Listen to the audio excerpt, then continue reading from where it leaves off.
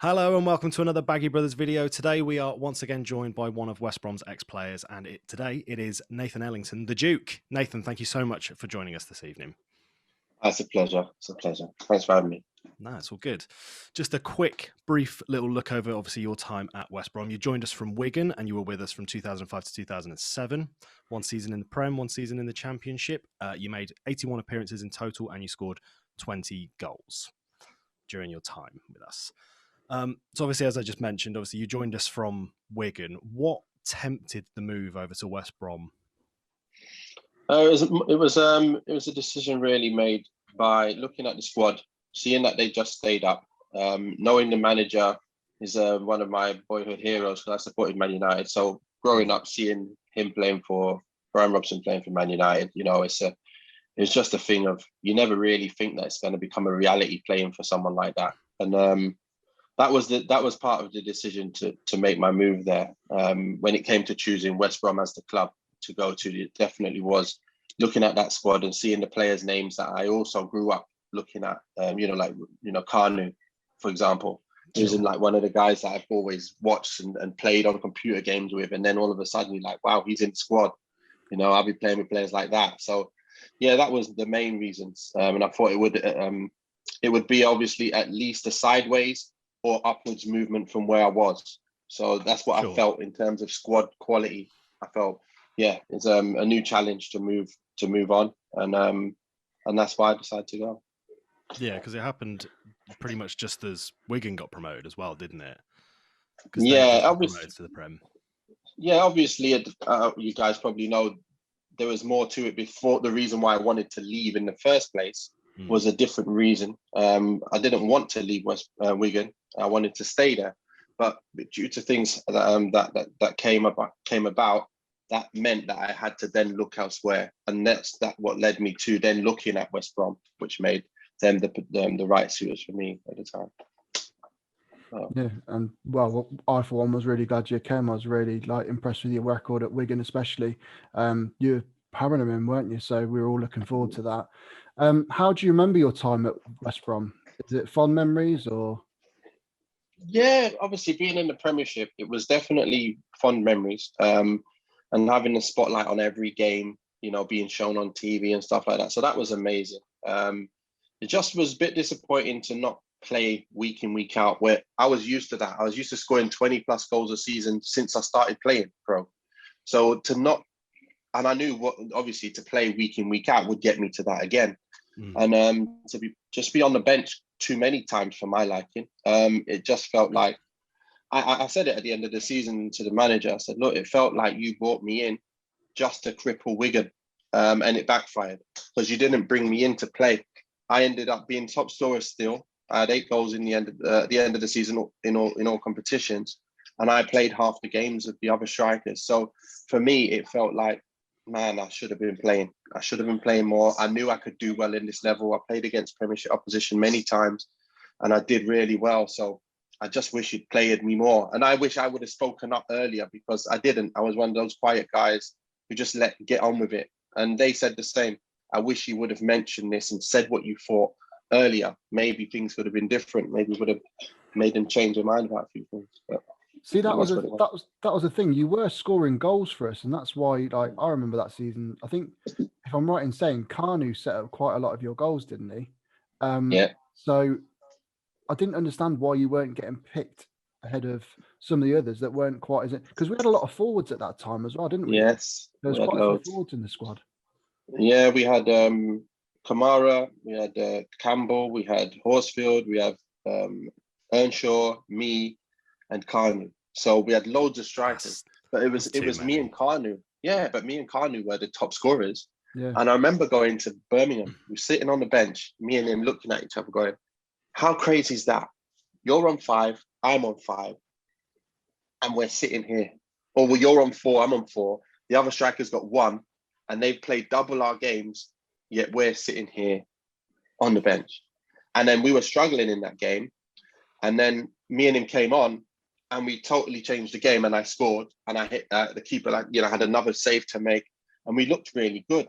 And it was just a thing of, it's the type of combinations that I was a bit puzzled by.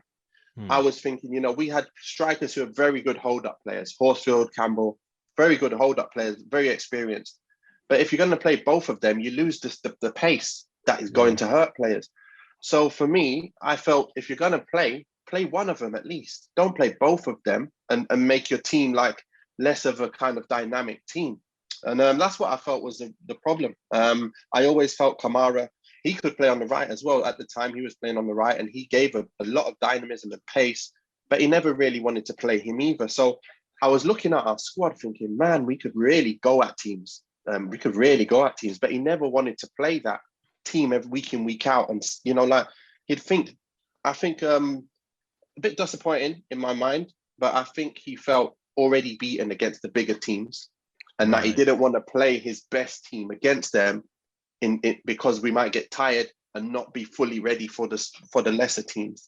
And I just felt that was the wrong way to look at it, to be honest. And I think it hurt. That's what hurt us in the end, in my mind. That's my opinion. It's kind of, that sort of, I guess that kind of approach in the Premier League definitely is a bit backwards sort of thinking. If you want to put your best players against the best clubs to even stand a chance, really, and then the worst teams, you can go, all right, we'll bung on the players that have missed the games or need a bit of match fitness. But it's a shame, obviously, that like Adam said, we obviously wanted to see more of you, and it's a shame that we didn't. But obviously, what were some of the favorite memories while you were there? What were some of the highs?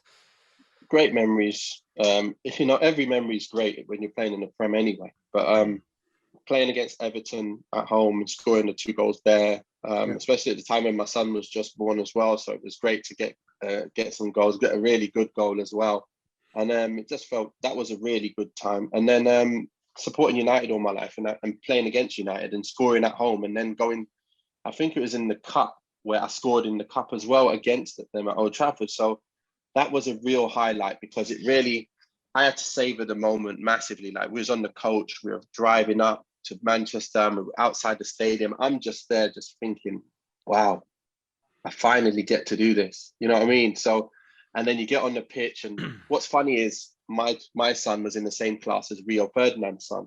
So I'd see him every day and have a chat with him every day. So, but then we're playing against each other on that day as well. So it was a bit of a surreal feeling. And then after the game, I'm like, listen, swap shirts. He was like, yeah. And I said, do you want mine? like you wouldn't really want mine. And it's like, you don't think like that. Yeah. Like you actually deserve to be there. So it was a funny thing. Yeah, he said, yeah, of course I want yours. So yeah, it was that was another highlight. And then against Middlesbrough, all the games that I've scored and played. You know what? There's a game we played Spurs away, and I felt I played a brilliant game. I didn't score, but I think Curtis Davies got a goal. I think we drew 1-1 in the end or something. And they're the games where you just think, wow, I played well in that game. I'm playing against, Premiership players here, top players that I know. A lot of these players, Robbie Keane, Davids, and I'm mixing it with them. So they're the memories I have of playing at that level. And if there any other games, obviously the Birmingham when I came on and got a goal. It's more like getting a goal. They're the things that you think about quite a lot, and they're the ones that really stick out more than anything. And that was really it, to be fair. Well, talking of goals, then, what was your favourite in the blue and white stripes? It's got to be the championship season, because in the championship season I hit 2 belters. I found one of them was goal of the season, and the other one pretty much could have been goal of the season as well. They're both exactly similar. They were both in similar positions, weren't they, as well, literally? Yeah. One was a curl whip and one was a laces, looper strike. Yeah. So one was against Cardiff, one was against someone else. I can't remember who it was. But so we had 2 goals pretty much the same. They were my favourite 2. They were the 2 favourites of mine that stick out in my mind. And also a goal against Bradford City in the reserves, believe it or not.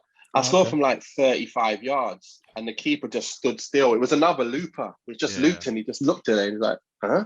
How did you shoot like that? So I just somehow managed, during that period, I was hitting balls and I found a way to hit a ball where it just loops up and loops back down with a strike. And I couldn't hit the ball like a straight ball anymore. It was always just a looping one. I was like, I can hit it as hard as I want, and it can just loop. So I just kept trying it, and it kept working. So I was they're definitely my two favorites. Yeah, that one against Cardiff was just unreal. Like the movement on it and the dip. Yeah, that was just class. I love that one. Like, I don't know what it's like, obviously, for a player to score a goal like that. But obviously, when like if I see a player score a goal like that, it's like you just can't control the excitement of scoring it. I imagine doing it, it's like that times 10 in a stadium surrounded by people cheering, just hitting just the sweetest 25-yard strike. It's got to be just ecstasy. It is the best feeling, you know, when you got people obviously cheering you on to do well, and then you go and score a worldie. There's no better feeling than that, really. When it comes to football, there's no other feeling better than scoring a goal, and a good one at that. So yeah. Definitely. Nice. We've obviously set you a bit of a challenge of picking the best 11 of players you played with at West Brom. Been tough, right? Very tough. Very, very tough. I don't want to leave certain players out, so I'm going to have to give them a mention at the same time as putting in my player. Yeah, that's cool. Even like myself, I've heard that some people put themselves in, so I'm going to have to put myself in. But at the same time, if I wasn't to put myself in, I'll have to also mention who I would have put in, because there's too many players to not mention them. That I think that really, really good. Yeah, the honourable mentions are completely necessary. Yeah, completely necessary. 100%. So go on then. Let's go for the goalkeeper first. Who have we got in goal? Right, I've gone with Thomas Kuszczak. I was going to go with Chrissy Kirkland, but to be honest, if I was to, what really made the difference was Kuszczak. He was a cat against Wigan of all teams. I remember just an amazing save that he did, and that just made me just think, wow, his reflexes are unbelievable. Obviously, I knew about Kirkland, you know, playing at the highest level, but he was injured quite a bit as well, so didn't really get to see a lot of him play. But obviously, remember that he obviously was a top keeper. But Kuszczak, he just got the nod because he played, and I saw more of his game and more of his cat reflexes. Yeah, he is quite a common name to pop up, so totally justified. Let's jump into the defence. Let's start right back. It has to be Martin Alvarezson. He was a specimen of a player. The guy is like chiseled everywhere. He still is. Like you've never seen. Yeah, I've seen him. He still looks exactly the same as he was 20 years ago.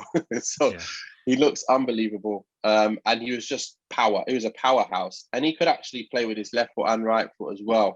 So he could play left or right if ever needed.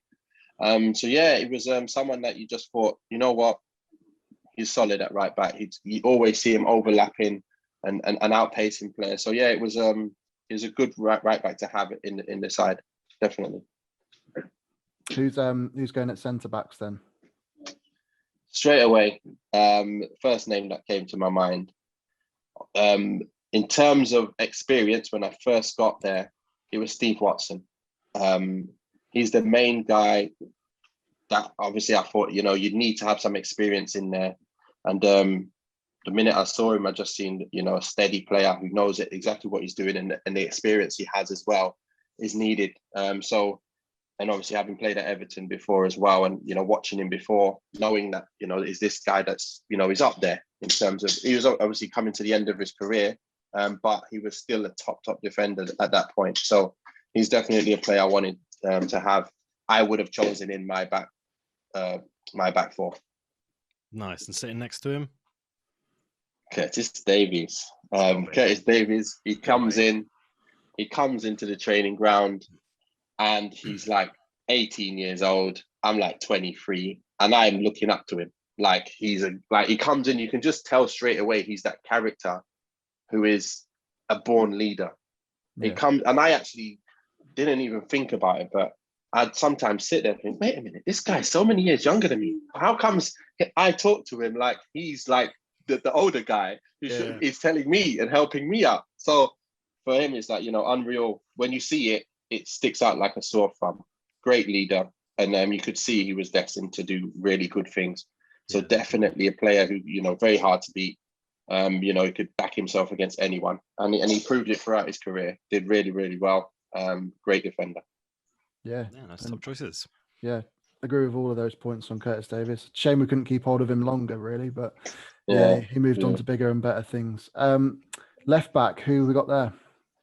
The one and only Robinson. He has to be left back. Very, very great attitude, determination, everything you want in a player to, always giving his best. Very difficult to beat. I remember one time we played Man United at Old Trafford, and he was given the job to mark Rooney. And he kept him quite quiet for quite a while. And I think it was him that actually got sent off in the end. So it wasn't good to get sent off. But if you ask him to do a job, he would do a job all day long. And you know what you're getting from him. He'll be a bit dirty as well at the same time. Make sure that you know he's there. So you always want that as well. Some kind of, one of those kind of players in your back four, and ever dependable. So yeah, definitely player that I really thought was solid at left back. Yeah, absolutely exceptional left back. Just a monster, absolutely monster to play against. Let's move into midfield. Let's start on that right wing. Who you got for right midfield? Okay, so I did want to put Zoltan Gera in there on the right midfield because of his ability. His technical ability was unrivaled. Really, he could cross a ball from anywhere. Find you anywhere. His touch was always good, always linking up play really, really well. You could never see really many mistakes in him. But he's definitely someone who I thought, you can see the quality there. But the player that I really wanted to go for is Dimansi Kamara, because I know he played up front later on in his career, but when I first got there, he was on the right. Reason why I've got him there is because he was very dynamic. And he can get you goals. And to have him in your side after knowing how many goals he can get from up front or on the right, I think he'd definitely provide a whole load of goals, whole load of skills, and just dribble ability to take people on. And that's the difference between Kamara and Gera. I think the ability to score more goals and do something off the cuff, I think that's what our team missed in the Premiership more than anything, where you have a player that can just take someone on their own.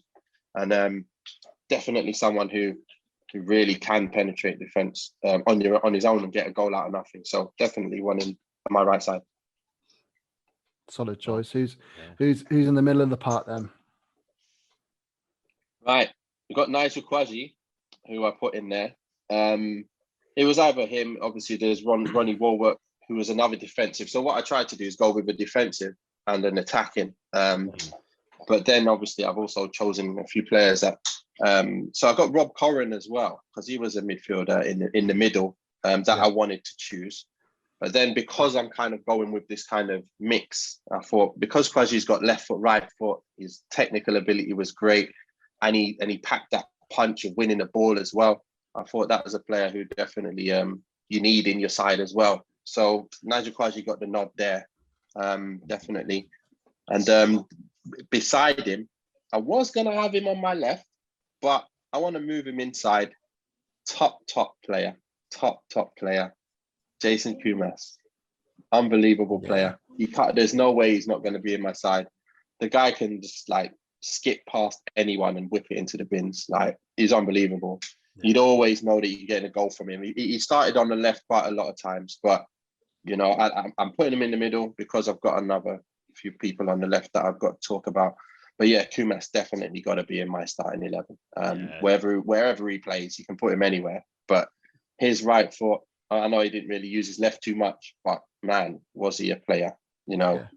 Always a goal threat, and he just relaxed guy. So yeah, unbelievable.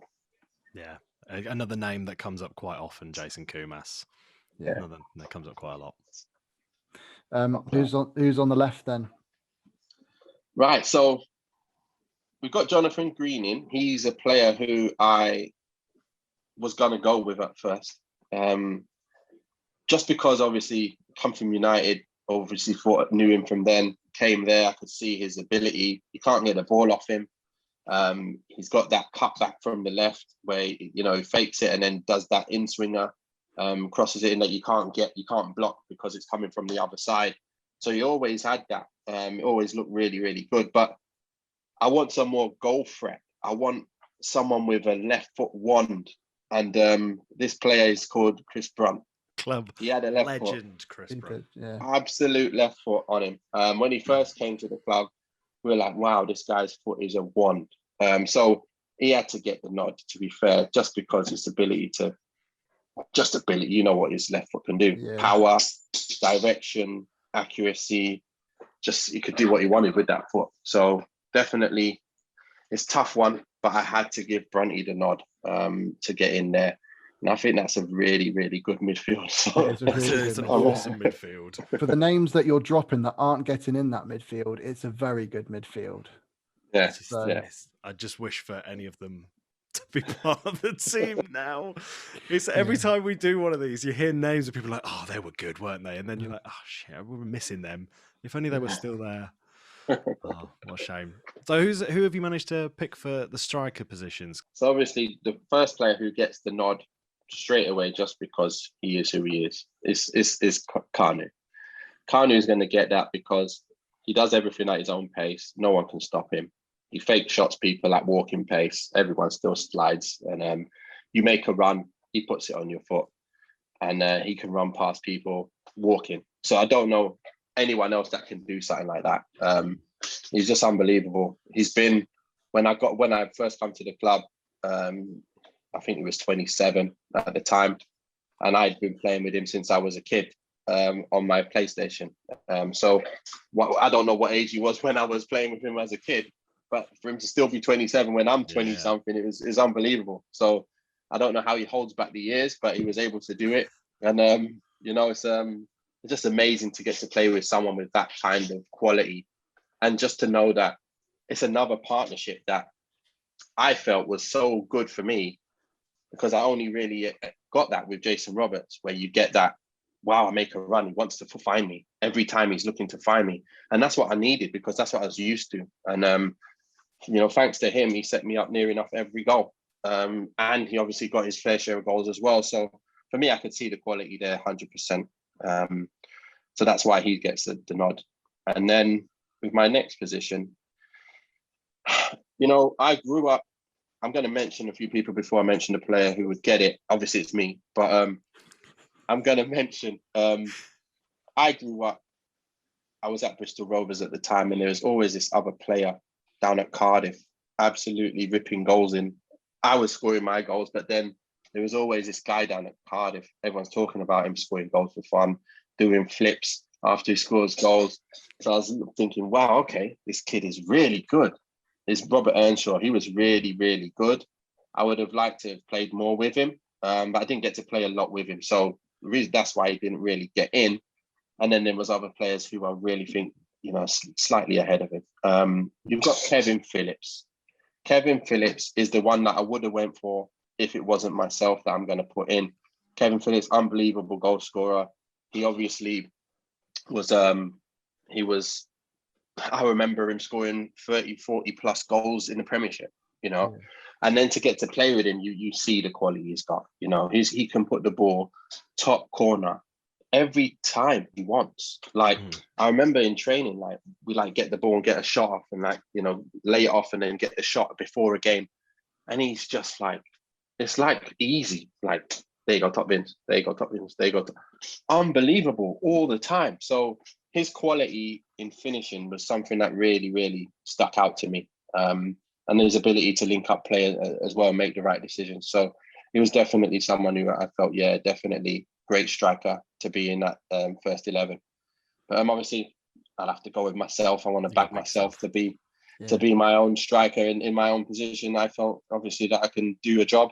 And obviously, some of the time I didn't get to play as much as I'd like to, but I don't want to really talk about myself too much. But I felt like if I had the right kind of players around me, with that kind of team around me, playing towards my strengths, crossing balls in early before defenders get to sit there and sliding me through, I'd score plenty goals. I think if that team I had there, I scored 20 plus goals a season in the Prem. I'm not, no doubt about it. So that's why I put myself in there. And I felt like, I felt I'd back myself against any player as well. So definitely reason why I'd have myself in there. Nice. That's good. I mean, justified it while you're in there. That's all good. Yeah. And the good thing is, obviously, it's your team. Yeah. So you're in. Yeah. You play every game. Thank you. No questions.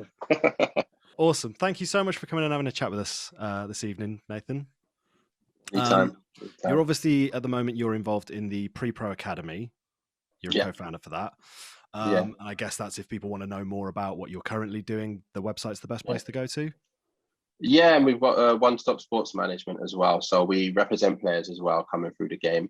We look for elite talents coming up through the game, young players as well. More often than not, it's going to be like younger players coming through who we can kind of mentor in the right direction and make sure they make the right moves and prepare correctly to get to the highest place in their game. So yeah, that's obviously we're not ruling out other players, but that's where we started off, obviously, and we're moving on from there. So yeah, we've got One Stop Sports Management and Pre-Pro Academy going on, which is an academy just to help kids to learn the basics of football, really, give them as much experience as possible. We'll make sure we've got links to all that stuff down in the description box. Thank you very much for everyone for watching. If you've made it this far, please click subscribe and like, because those things help us out, and we will see you in the next one. Cheers, guys.